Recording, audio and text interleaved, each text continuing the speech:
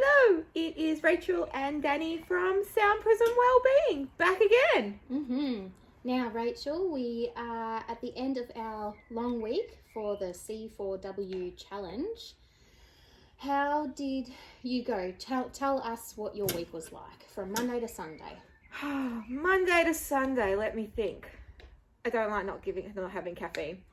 No. So you went without what? I went without caffeinated soft drinks. So no Coke, no Pepsi, no cola, no energy drinks, everything like that.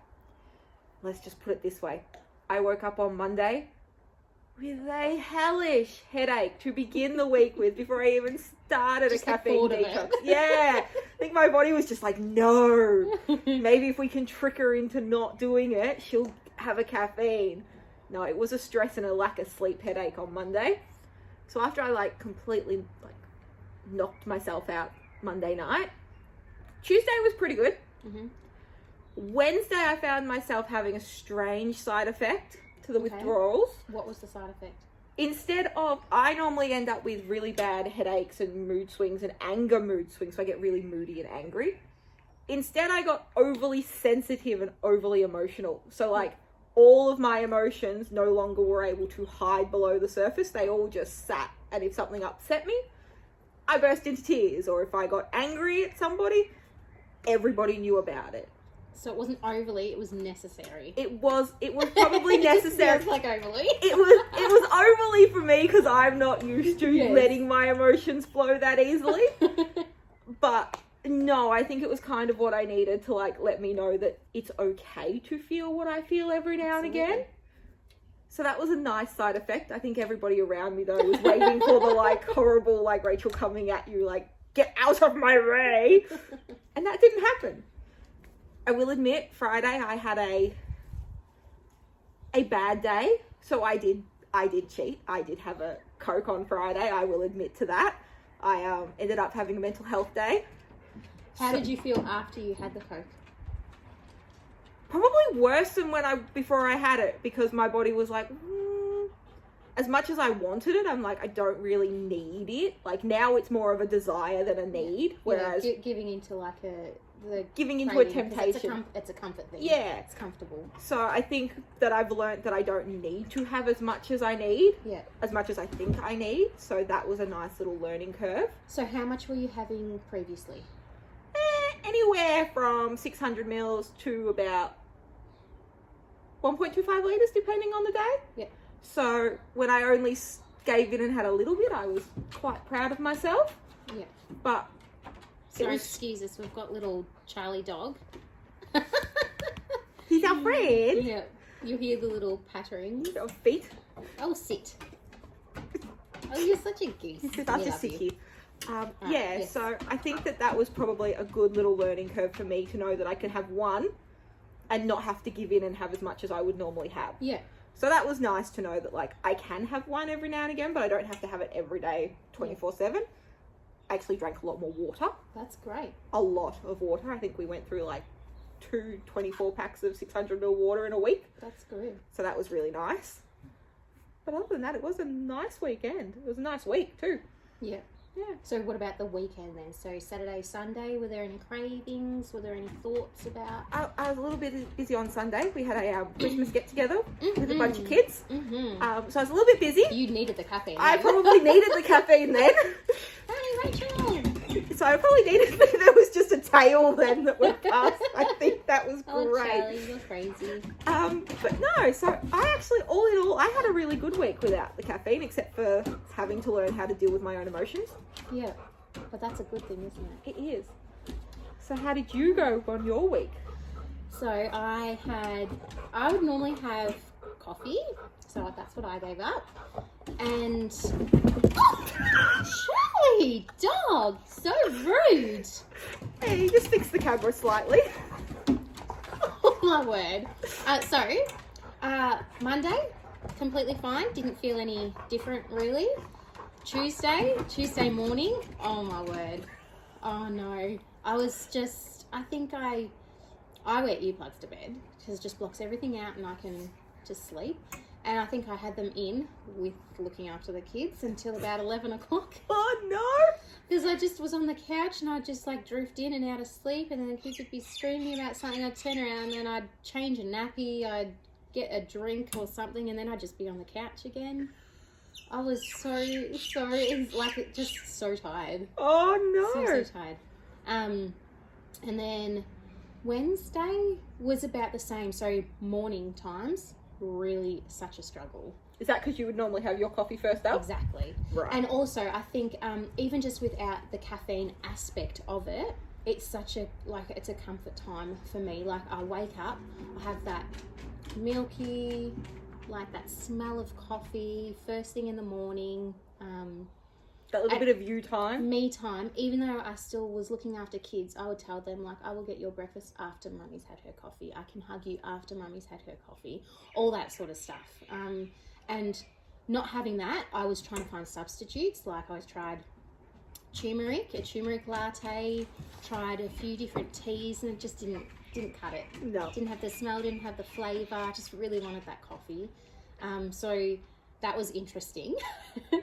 And then what I found really interesting was that I just felt really, aside from being so tired, I felt extremely peaceful.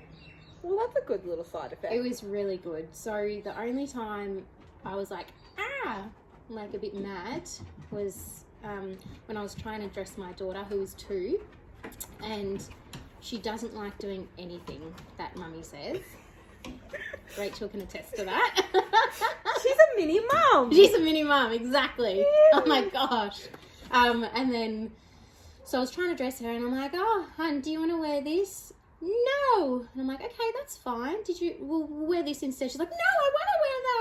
And then it was that for like about a good 10 minutes of like, but I've tried everything. Nothing is making sense in your little world or mine. I'm so confused as to what you want and how I can help you.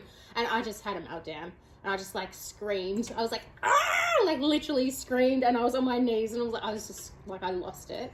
And normally that would last like throughout the day. I'd still be like holding it against the poor little one.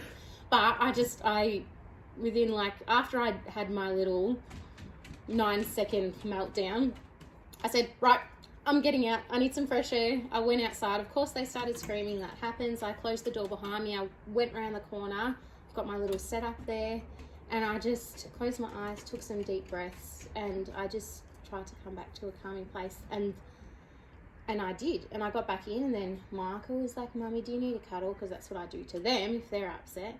And so he cuddled me and gave me a kiss, and I apologised to Tilly, and then I just went back to being like normal, getting through the day, which would normally not have. The difference was, I think, the fact that I straight away got up, knew I was not in the right mindset that I wanted to be in, got out of there, had my moment of silence, and then I was able to come back. So, and I would not normally be able to do it that quickly. You did well. But then, yeah, and I've been able to handle a lot of the emotions that come with a 4 and a 2-year-old a lot better. I've been really, I felt really quite just peaceful in my mind. It's been very clear, and it's not in a,